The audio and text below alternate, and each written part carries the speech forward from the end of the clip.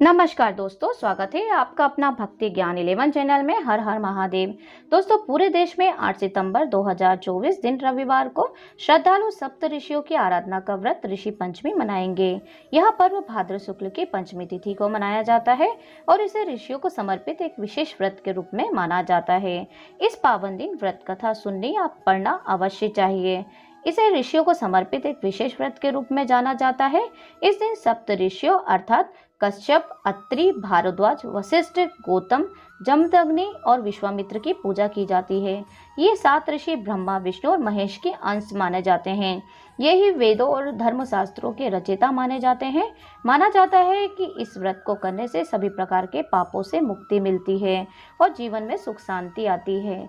धार्मिक मान्यताओं के अनुसार महिलाओं की माहवारी के दौरान अनजाने में हुई धार्मिक गलतियों और उनसे मिलने वाले दोषों से रक्षा करने के लिए यह व्रत महत्वपूर्ण माना जाता है। इस पावन दिन व्रत कथा सुननी या पढ़ना चाहिए। अगर आप व्रत करते हैं तो अति उत्तम है। अगर आप व्रत नहीं भी कर रहे हैं तो आपको इस दिन कथा को श्रवण जरूर करना चाहिए। तो चलिए अब हम ऋषि पंचमी व्रत में सुनी जाने वाली पौराणिक कथा को श्रवण करते हैं। इससे पहले आप सप्त ऋषियों का ध्यान करते हुए इस कथा को श्रवण करें। तो विदर्भ देश में एक सदाचारी ब्राह्मण रहता था। उसकी पत्नी बहुत ही बड़ी पवित्रता वाली थी, जिसका नाम सुशीला था। उस ब्राह्मण के एक पुत्र और पुत्री थी। विवाह योग्य होने पर उसने समान कुलशील के वर के साथ कन्या का विवाह कर दिया। कुछ दिनों बाद वह विधवा हो गई। दुखी ब्राह्मण दंपति कन्या सहित गंगा तट पर कुटिया बनाकर रहने लगे। इस तरीके से एक दिन ब्राह्मण कन्या सो रही थी कि उसका शरीर कीड़ों से भर गया। कन्या ने सारी बात माँ को बता दी और माँ से कही।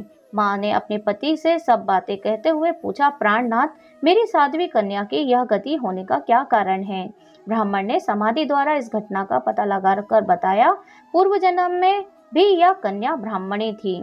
इसने रज्जुसला होते हुए बर्तन छू दिए थे और इस जन्म में भी इसने लोगों की देखा देखी ऋषि पंचमी का व्रत नहीं किया, इसलिए इसके शरीर में पूरे कीड़े पड़े हुए हैं।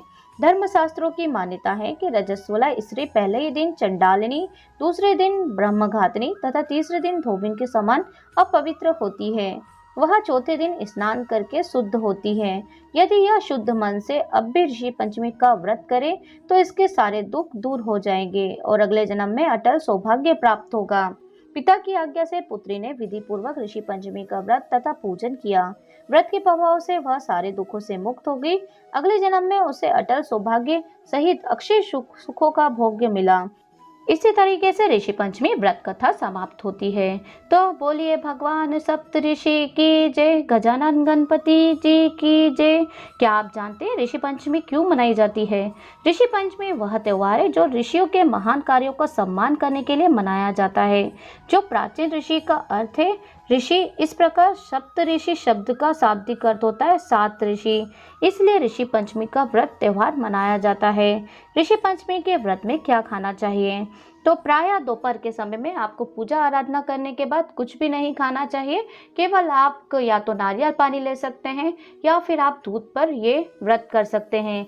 संध्या काल में विधि विधान से पूजा आराधना करने के बाद आपको साठी का चावल, जिसे सवा का चावल भी कहते हैं, जिसे कई लोग मोरधन भी कहते हैं, अलग अलग क्षेत्रों में इसका अलग अलग नाम कहा जाता है। तो आप सवा के चावल की खीर या फिर खिचड़ी बनाकर उसे खा सकते हैं। लेकिन खिचड़ी या जो भी खीर आप बना रहे हैं, सर्वप्रथम ऋषि सप्त ऋषियों को ये भोग में अर्पित करिए। उसके बाद आप अपने व्रत में शामध्या के समय पे ये खा सकते हैं। तो दही खाने की परंपरा है। ये कहा जाता है हल से जुते हुए अन्न और नमक इस व्रत में खाना मना है।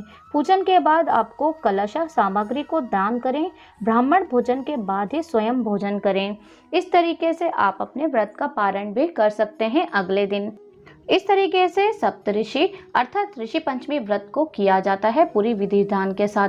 हर सुहागन स्त्री और लड़कियों को ये व्रत जरूर करना चाहिए, क्योंकि जाने अनजाने में हमारे मासिक धर्म के समय में कोई ना कोई चीज छूने से हमसे गलतियां हो ही जाती हैं। अगर आप उससे छुटकारा ना पाना चाहते हैं तो इस कथा को जरूर सुनिए, साथ ही आप व्रत जरूर करिए। अगर व्रत नहीं भी कर पाते हैं तो कथा को श्रवण जरूर करना चाहिए, जिससे आपके जीवन में गलतियां हुई हैं, पाप हुए हैं, उनसे आपको अवश्य छुटकारा मिलेगा। उम्मीद है आज का वीडियो आपको पसंद आया होगा। अगर चैनल पे नए हैं तो सब्सक्राइब कर लीजिए, नोटिफिकेशन बेल को भी ऑन कर लीजिए, ताकि जब भी इस तरह का वीडियो अपलोड होगा तो सबसे पहला नोटिफिकेशन आप तक पहुंच जाएगा। और एक यही माध्यम होता है जिससे कि हम आपसे कनेक्ट हो सकते हैं। तो इस तरीके से अपने फैमिली, फ्रेंड, रिश्तेदारों तक भी ये वीडियो शेयर कर दीजिए, ताकि सभी महिलाएं इस वीडियो को श्रवण कर सके, इसमें सुनाई गई पौराणिक कथा को श्रवण कर सके और इस व्रत को जरूर करें। तो मिलती हूँ मैं आपसे नेक्स्ट वीडियो में। तब तक के लिए जय हो सप्तऋषि, जय हो गजानन गणपति जी की जय हो।